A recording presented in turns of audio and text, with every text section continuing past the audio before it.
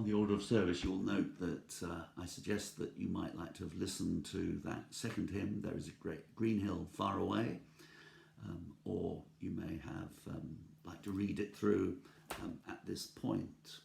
We come now to the final section of this passage, where Jesus is laid in the tomb, verses 50 to 56 of Luke 23.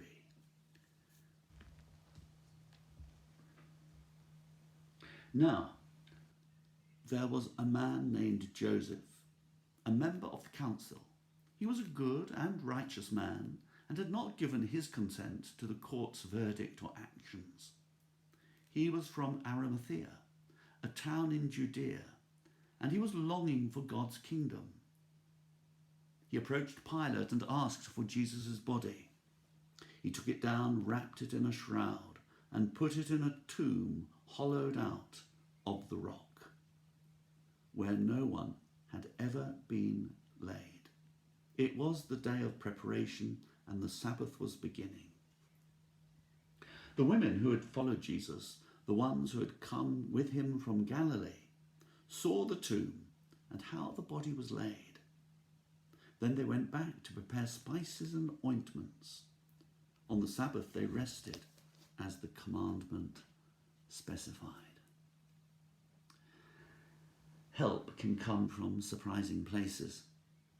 Some years ago in one of my parishes, I'd only been there a few weeks, couple of months perhaps, and I was having a bit of a tough time from a number of people who really did not like change.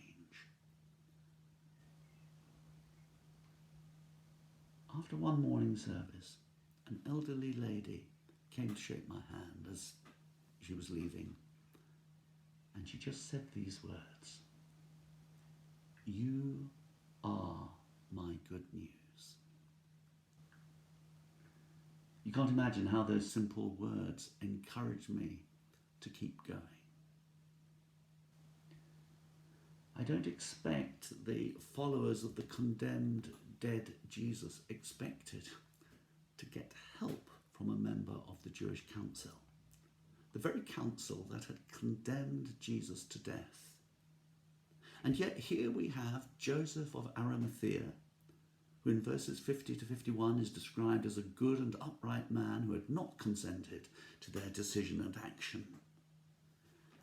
He is also described here as waiting for the kingdom of God. John says, interestingly, in chapter 19, verse 38, Joseph was a disciple of Jesus, but secretly, because he feared the Jews. He also tells us that Nicodemus, another member of the Jewish ruling council, was with him. Nicodemus was the one who had come to Jesus by night in John chapter 3, probably because he was afraid of being found out, and had that amazing conversation with Jesus. They both seem to be people who are afraid, and yet, to be fair on them, they're pretty bold here. After all, they go to Pilate. Pilate had been the one who had authorized the crucifixion of Jesus. He could so easily have said, well, if you're a follower of Jesus, then you can go down the same line. But clearly they cared for Jesus.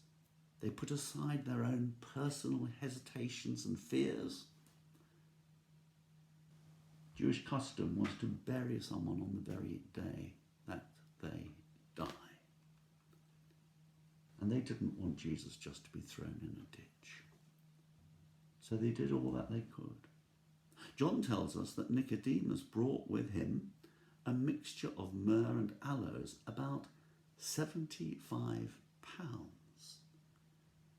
Footnote in the NIV translates that into terms which I can understand: 34 kilograms.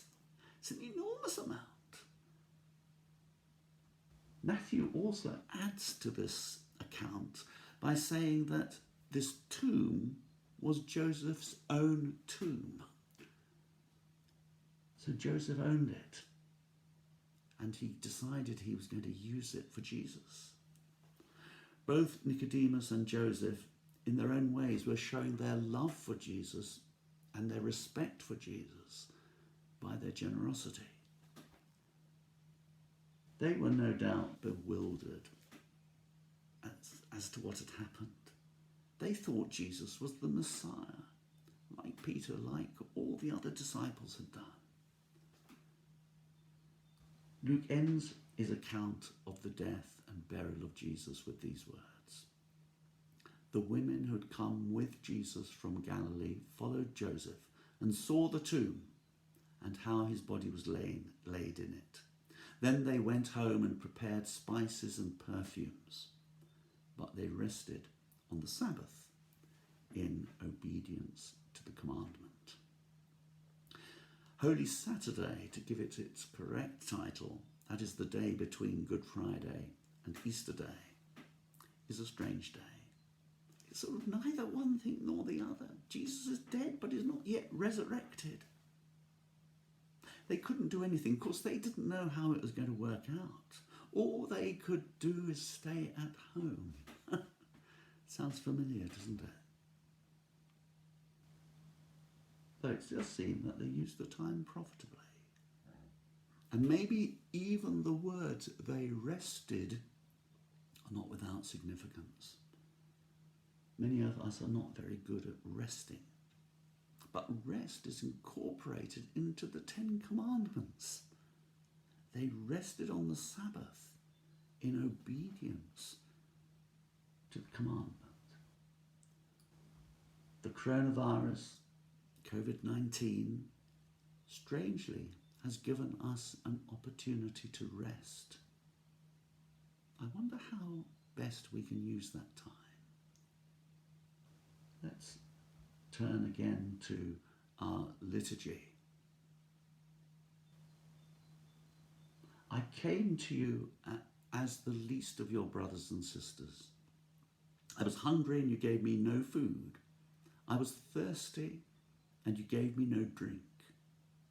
I was a stranger and you did not welcome me.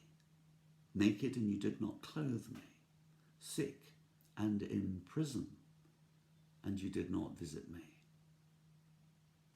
Holy God, holy and strong, holy and immortal, have mercy on me.